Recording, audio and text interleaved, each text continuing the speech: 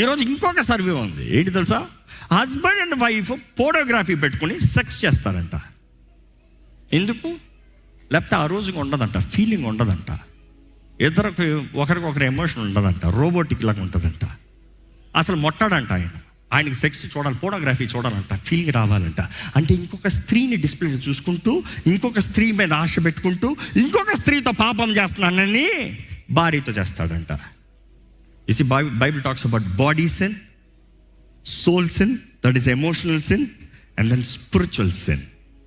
ఈ మూడిట్లో అడల్టరీ ఉంది, జాగ్రత్త. అందుకని యేసుప్రభు అంటున్నాడు, ఒక స్త్రీని మోహపు చూపుతో చూచేవాడు అప్పుడే పాపం చేస్తాడు, వ్యభిచారం చేస్తున్నాడు. ఈరోజు ఫోటోగ్రఫీ చూసే వాళ్ళందరూ దగ్గర photographers, simple as that. It is emotionals and వివాహం అవుతాను ముందే.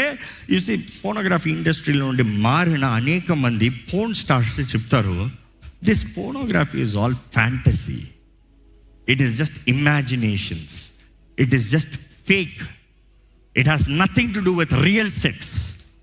Pornography has nothing to do with real sex. ఈరోజు పోర్నోగ్రఫీ చూసి పెళ్ళైన తర్వాత భార్య పోర్న్ స్టార్ లాగా ఉంటుంది అనుకుంటున్నారు.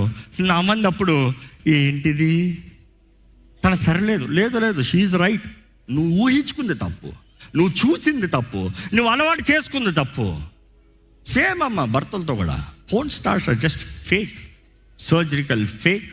They use supplement, they use other things, faking things to be that star. You expect your husband to act like that. That will never happen.